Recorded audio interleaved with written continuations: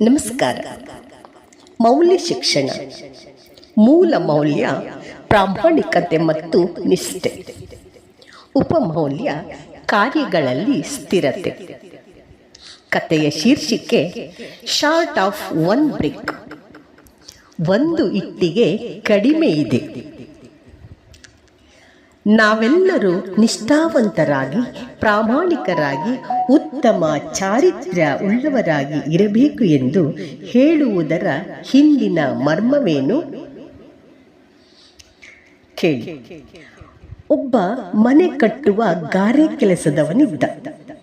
ಅವನು ಒಂದು ಹಳ್ಳಿಯಲ್ಲಿ ಶಾಲೆಯ ಗೋಡೆಯೊಂದನ್ನು ಕಟ್ಟುತ್ತಿದ್ದ.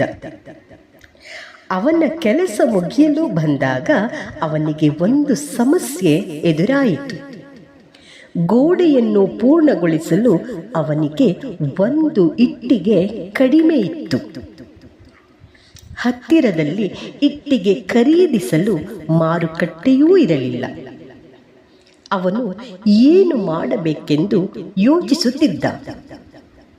ಆಗ ಅಲ್ಲಿಗೆ ಬಂದ ಅವನ ಮಗ ತಂದೆಯನ್ನು ಕೇಳಿದ, ಏನಾಯಿತಪ್ಪ, ನಾವು ಇನ್ನೂ ಮನೆಗೆ ಏಕೆ ಹೋಗುತ್ತಿಲ್ಲ?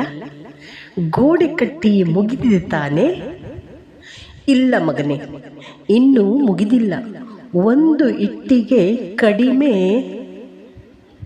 ಅಪ್ಪ, ಒಂದು ಕಾರ್ಡ್ಬೋರ್ಡ್ ಹಾಕಿ ಮೇಲಿಂದ ಪ್ಲಾಸ್ಟರ್ ಮಾಡಿ ಬಿಡಿ, ಯಾರಿಗೂ ಗೊತ್ತಾಗಲ್ಲ.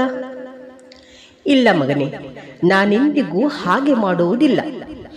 ಒಬ್ಬ ವ್ಯಕ್ತಿಗಂತೂ ತಿಳಿದೇ ತಿಳಿಯುತ್ತದೆ, ಆದರೆ ನಾನು ಯಾರಿಗೂ ಹೇಳೋದಿಲ್ಲ ಅಪ್ಪ. ಆದರೂ ನನ್ನ ಅಂತರಾಳಕ್ಕೆ ಗೊತ್ತಿರುತ್ತೆ ಮಗನೇ, ನಾನು ತಪ್ಪು ಮಾಡಿದೆ ಅಂತ ನನಗೆ ಯಾವತ್ತೂ ತಿಳಿದಿರುತ್ತದೆ. ಆ ನಿಷ್ಠಾವಂತ ಗಾರೆ ಕೆಲಸದವನು ಮರುದಿನ ಮತ್ತೆ ಒಂದು ಇಟ್ಟಿಗೆ ತಂದು ಗೋಡೆ ಕಟ್ಟುವ ಕೆಲಸವನ್ನು ಸರಿಯಾಗಿ ಪೂರ್ಣಗೊಳಿಸಿದ. ಈ ಕಥೆಯ ಮೌಲ್ಯ ಪ್ರಾಮಾಣಿಕರಾಗಿರುವುದು ಎಂದರೆ ಯಾರು ಗಮನಿಸದಿದ್ದರೂ ನಾನು ಸರಿಯಾದ ಕೆಲಸವನ್ನು ಮಾಡುವುದು ಎಂದರ್ಥ ಅಲ್ಲವೇ?